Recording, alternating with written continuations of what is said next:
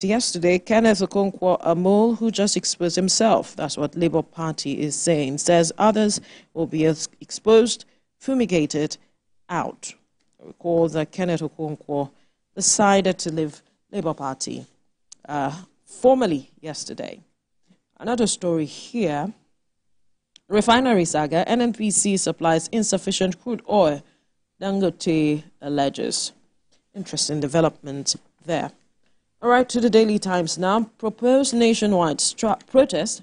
Why we demand details of organizers, the police is saying, says Nigeria police holds responsibility to ensure that any activity does not pose threat to national security. Threatening protesters undermines Tinubu's legacy. Amnesty International is quoted as saying that. Saying no to protest, Kalu Council's constituents, Abians Ndigbo, as Tinubu gets standing ovation for signing that's the Southeast Development Commission bill into law. Some stories on the front page of the Daily Times. To the Abuja Inquirer. Protest area, 72 hours to 0 hour. Tinubu governors, others in last-ditch effort to stave off protest.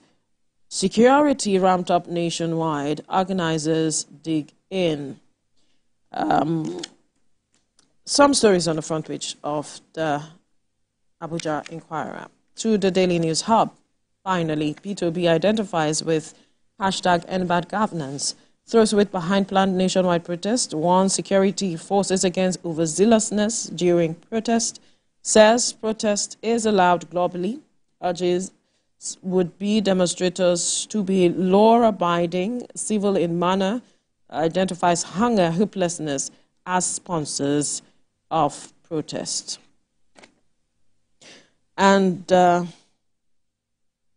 gunmen attack Borno police station, kill inspector. At the corner here, Edo APC planning to rein in PDP supporters with federal might, group alleges. Some stories on the front page of the Daily News Hub. To the Nigerian News Direct, economic hardship, P2B backs August the 1st protest, says protest is allowed globally. Decries hunger, hopelessness among youth under Tinubu's government as Governor Adeleke invites organizers, stakeholders for dialogue, channel energy into ballot, not protest. Kwankwaso tells Nigerians, Inspector General of Police, others, tactical commanders to prioritize public safety. And still to the front page of the First News newspaper, the major story here, nationwide hunger fuels unrest, P2B backs planned protest, urges lawful demonstration. And at the top corner there, Kenneth Okonkwo slams P2B, you lack leadership and support for Labour Party. And Tinubu's daughter to Lagos traders, no protest, don't allow your children get killed. The downstrip there, Amnesty International once again threatening protesters, urges democratic conduct. Olamide. I begin here with the Blueprint newspaper. The major story here says the August 1 protest fast engages youth. GNI 6 dialogue, Ohaneze urges stay off. The writer there says allow Tinubu fix decade-long systemic rot. Party Abdul Razak. Others say Adeleke Nasarawa speakers. Others urge ceasefire. Labour Party tackles Okonkwo over resignation, says more moles will be exposed. Another story here says Sarap sues CBN over missing 100 billion naira dirty notes. Discos remits 1.7 billion naira in 3 months. That's according to the NERC. And multi-billion-dollar investment underway in aviation industry. Kiamo says. The major stories on the front page of the Blueprint. To Business AM, analysts worry over outcomes of #EndBadGovernance governance protest. Economy put on edge. Trillion naira losses if protest becomes violent. Travel to become more expensive. Well, that's the major story on the front page of the Business AM. To the Punch. On the protest, US, UK, Canada issue security alert. Traders fear looting. Foreign missions foresee violence as federal government will be defer. And protest sponsors. Fuel rises to 1,300 naira per litre as depots run dry. And only NNPCL can buy Dangote petrol. Another story here says telcos begin final mass disconnection. That's on the same NIN linkage. Federal government scholarship beneficiaries' rights minister faults 56% funding cuts. The major stories on the front page of the Punch. To the leadership, NERC limits the federal government financial exposure to power sector with NBET's exit. And the headline here says 14 northern states grapple with abandoned federal roads. Motorist residents asked federal government to end nightmare. Tinubu Umahi committed to fixing them, says controllers. Kaduna, Kebbi, Taraba, Zamfara have least abandoned highways. Federal government executing 18 road projects in Kwara State. Sanwo-Olu Amuka Oshoba address media survival strategies. That's on page 10 of the leadership. And 12 listed firms pay 122.1 million naira fines for account filing default. Federal government may ban British Airways from Lagos on the alleged Barca Bridge. It's according to Kiamo. And once again, Supreme Syrup sues the CBN over missing 100 billion naira dirty notes. Others. Major stories on the front page of the leadership. To the Platform Times, a special report here says pregnant mothers serve jail term with infants in congested facilities inside Ogun prisons. Rather, there says expectant mothers jailed for unpaid debt. Over 15,000 naira debt, man served for 12 years. Allegation not true. We have reduced congestions with a new initiative, the prison PRO is saying.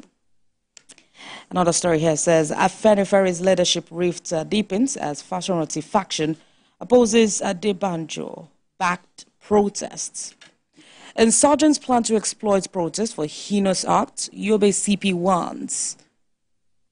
Tragedy in Ekiti as husband fatally stabs wife over alleged infidelity. And NDLEA arrests a lady supplying ammunition to bandits, seizes large quantities of drugs. The major stories on the front page of the Platform Times. To the Guardian, 2 years after PIA, NNPCL struggles with over $5.3 billion loan, JV debt, commercialization. Obi names sponsors as CPPE wants a 400 billion daily loss to economy. Bandit attack Borno police station, kill, loot armory. Support Dangote refinery to reduce petrol scarcity. Ex-NDIC MD tells regulators. And outcry as telcos borrow lines days to SIM NIN deadline. The major stories on the front page of The Guardian. To the nation, 6 months of steady economic progress under President Tinubu. Capitalization, 5 banks and capital market to raise 1.26 trillion naira. Investors get huge opportunity to expand scope. Leave Lagos out of it. NLC tells protest promoters. Kenneth Okonkwo dumps Peter Obi, Labour Party. 2 killed in Boko Haram's attack on police station. And outside Nigeria, Kamala Harris' campaign raises $200 million in 1 week. Interesting. The major stories on the front page of The Nation. To the Daily Independent, 70% of forex gain stocks shows the federal government's lack of creativity. Analysts are saying there. Peter Obi urges protesters to act within the law, be civil. Southeast monarchs seek Nnamdi Kanu's release, rejects protest, push for 2 more states for geopolitical zones. Benue governor accuses Abuja politicians of sponsoring, supporting bandits. Syrup sues CBN over failure to account for 100 billion naira dirty notes. Others. Well, these are the major stories on the front page of the Daily Independent. The national economy, cash-strapped states waste billions on unprofitable airport. Only 5 airports in Nigeria are viable. Federal government's windfall tax may stifle investment, PwC wants. A cycle of monopoly in Nigeria's downstream markets. That's on page 19 of the national economy. These are the major stories on the front page of the newspaper. Well, to the Nature News, Lagos, Gombe, Ebonyi, best state in climate governance, Oyo, Kano, Zamfara rank lowest. Oil producing communities berate NNPC IOCs over Dangote refineries feedstock. Taraba government, Nigerian army collaborate on greening initiative to combat climate change. Heavy rains, floods wreak havoc in Taiwan, China, and Japan. And in Africa here, over 3,000 donkeys risk death from plastic pollution in Kenya. The major stories on the front page of the Nature News. And finally, on the Sporting Life, 100 most valuable players in the world. Osimhen joins 16th with Kane, Camavinga, and Tremeni. No agreement yet between Real Madrid, Bayern Davis says. Chelsea to offload 12 players this summer. Another story here says Falcons will bounce back to winning ways, according to Ajibade.